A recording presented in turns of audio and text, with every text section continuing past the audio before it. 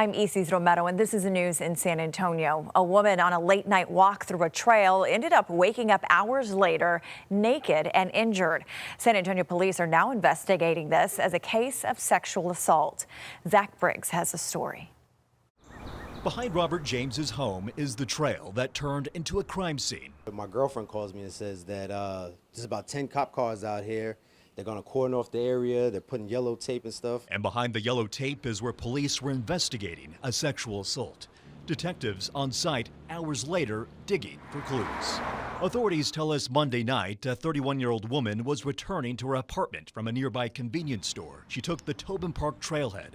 According to SAPD, around 7 Tuesday morning, the victim woke up naked and ran to her home calling for help.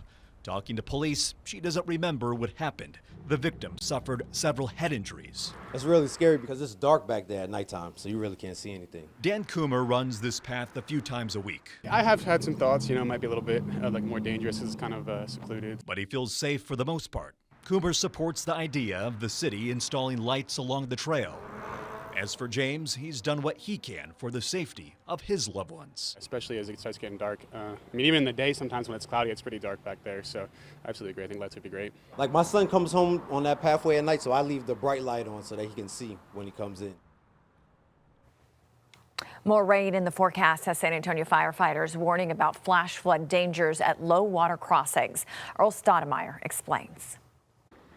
I'm on Old O'Connor Road at the intersection of Lookout and Wheatner, where San Antonio firefighters say this is the third most dangerous low-level water crossing in the city. There's still water flowing from last night's storm, and according to firefighters, they've performed 31 rescues here between 2015 and 2025. I was here last year covering the deadly Parambital floods, where I saw people stranded for hours and chunks of the road destroyed. Even though there have been improvements for drivers going from Wheatner to Lookout, there's still more work that needs to be done.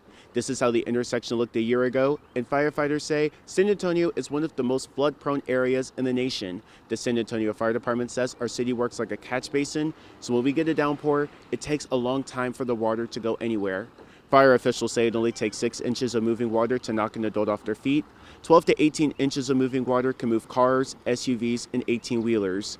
Firefighters say people need to pay attention when gates or barricades are put up at low water crossings because when you cross them, you're putting yourself and first responders in a dangerous situation. Unfortunately, a lot of injuries and even fatalities for firefighters do occur involving water rescues. It can be some of the most dangerous times just because it doesn't happen as often as, say, a house fire. It's what we train for and it's what we're prepared to do. But if we don't have to do it, it makes everyone else safer. Joe Arrington with the fire department says another challenge with these high water rescues is that a majority of them happen at night, making it hard to see what's happening around them or who's in the water. Arrington says people who live near flood-prone areas should learn alternate ways to get home, and as always, turn around, don't drown.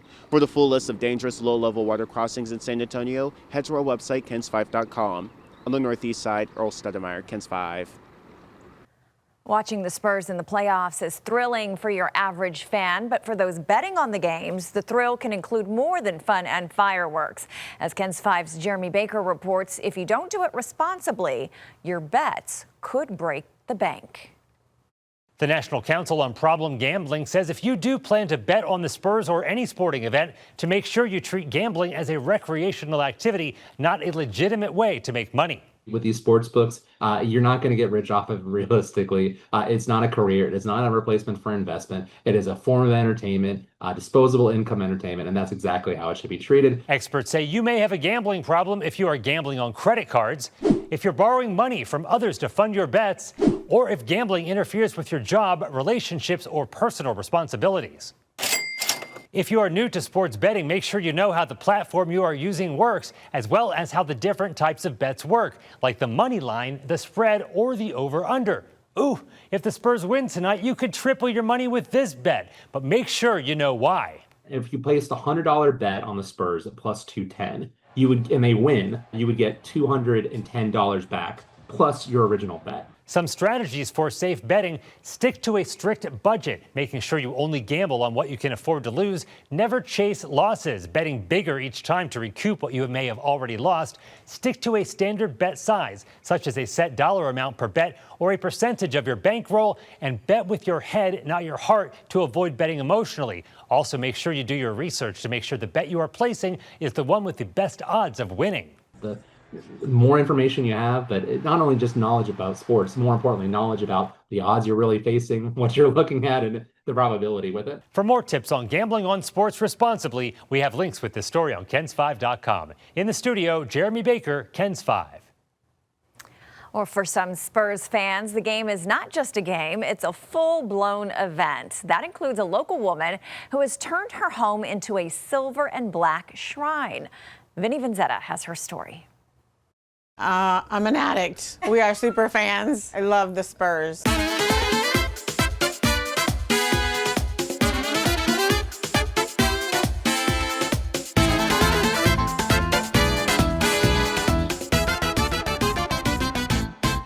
Been about 40 years. Birthday gifts, Mother's Day gifts, Christmas gifts. My entire family contributes to the addiction. It's phenomenal. I absolutely love my house. This is my spot. I love the Spurs. We all love our Spurs. Everyone in my family knows that I love the Spurs. So when they join me, they know it's going to be a screaming night of supporting the Spurs. We love the Spurs. This is my stress broom. Right now we're in the playoffs, and this broom has seen a lot. It's all taped together, glued together. It's got bends. It's missing a lot of the bristles. One of my moves is I cover the television. If the Spurs are playing, I'm covering the net, swiping the ball from other players, covering the net. If they shoot, I'm swiping it out. Sometimes it works. Sometimes it doesn't. I'm not finished. I'm not finished yet. Well, so you may run out of space. I may run out of space, and at that time, I'm gonna have to probably eliminate another collection to expand on my collection. I just love everything. I don't think there's one particular piece that I love more than another. I just love it all. I need my cell phone cover for my phone. I can't believe you don't have that. I don't have one. Christmas, guys. Yeah, that's one thing that I would love to get, and probably my Wemby jersey. And that's the news in San Antonio.